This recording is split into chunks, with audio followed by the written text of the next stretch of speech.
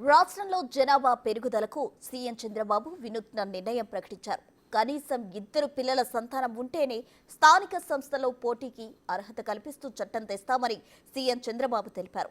రాష్ట్రంలో జనాభా పెరుగుదలను ప్రోత్సహించేందుకే ఈ నిర్ణయం తీసుకున్నట్టు సీఎం ప్రకటించారు. అంతేకాదు ఇకపై సంక్షేమ పథకాల అమల్లో కూడా ఈ నిబంధన అమలు చేసే దిశగా ముందుకు సాగుతామని స్పష్టం చేశారు.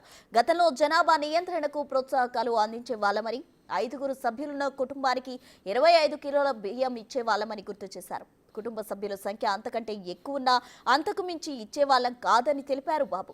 గతంలో 2 కంటే ఎక్కువ మంది పిల్లలుంటే ఎన్నికల్లో పోటీకి అనర్హులని చేస్తూ చట్టం తెచ్చామని సీఎం చంద్రబాబు గుర్తు చేశారు. అయితే ప్రస్తుతం జనాభా కావాలని, ఇప్పుడు కనీసం 2 పిల్లలుంటేనే పోటీకి అర్హత కల్పిస్తామని సీఎం స్పష్టం చేశారు.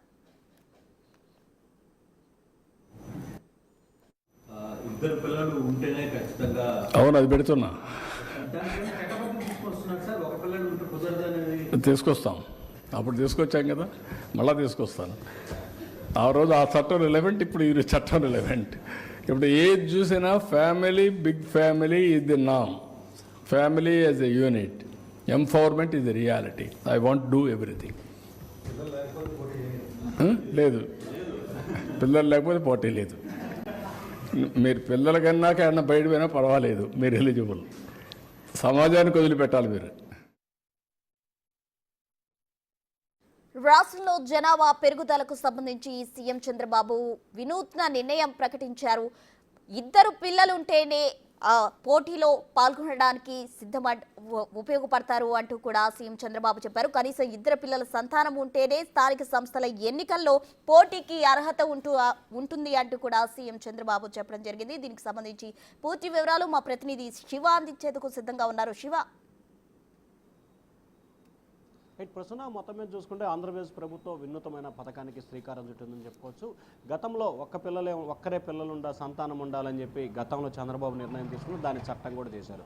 3 పిల్లలుంటే వారు పోటీకి పనికిరారు స్థానిక సంస్థల ఎన్నికల్లో అని చెప్పి గతంలో ఒక చట్ట సవరణ కూడా చేశారు. తాజాగా ప్రస్తుతం భారతదేశ జనాభాతో పాటు ఆంధ్రప్రదేశ్ జనాభా తగ్గిపోతున్న పరిస్థితి కనిపిస్తూ ఉంది. 2026 నాటికి 5.30 కోట్ల జనాభాను ఉండే అవకాశం కనిపిస్తోంది. ఇది 2051 నాటికి 5.42 కోట్ల జనాభా ఉండే అవకాశం కనిపిస్తూ ఉంది. అంటే దాదాపుగా ఏదైతే ప్రస్తుతం సగటున ఒక జంట పిల్లని కనేందుకు 1.47% ప్రయత్నాలు 47% ఉంది. అది 31కి వచ్చేసరికి 1.27% వస్తుంది. 51 అంటే 2051 సంవత్సరానికి 1.7%. అంటే సరాసరిన ఒక జంట ఒక పిల్లని ఒక బాబుని అంటే ఒక సంతానాన్ని కనేందుకు సిద్ధమవుతున్న నేపథ్యంలో జనాభా పెరుగుదల అవసరం.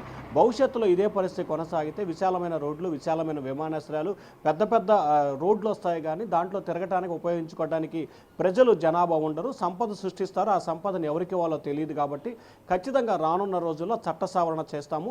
2 పిల్లలుంటేనే స్థానిక సంస్థల ఎన్నికల్లో పోటీకి అర్హులుగా ఉంటారని చెప్పి చంద్రబాబు ఒక చట్టానికి శ్రీకారం చుట్టబోతున్నారు. ఎందుకంటే గతంలో 5 కంటే ఎక్కువ ఉంటే 5 కేజీల చొప్పున బియ్యం 25 కేజీలు మాత్రమే ఇచ్చేవారు. ఎక్కువ మంది జనాభా ఉన్నా కానీ ఇచ్చేవాళ్ళు కాదు. కానీ ప్రస్తుతం ఆ రకంగా కాకుండా ముఖ్యంగా పిల్లల జనాభా పెరుగుదలకు సంబంధించి కూడా ఏపీ ప్రభుత్వం ఒక వినూతనమైన అవకాశానికి శ్రీకారం చుట్టే ప్రయత్నం చేస్తూ ఉంది.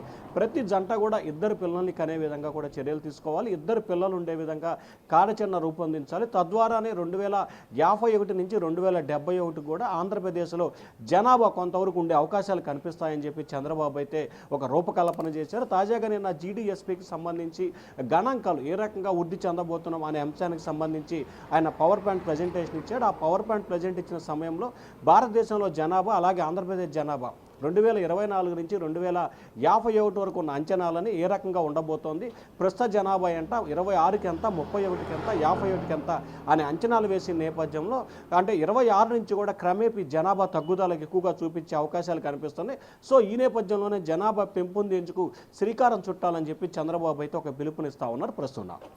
Thank you Suresh.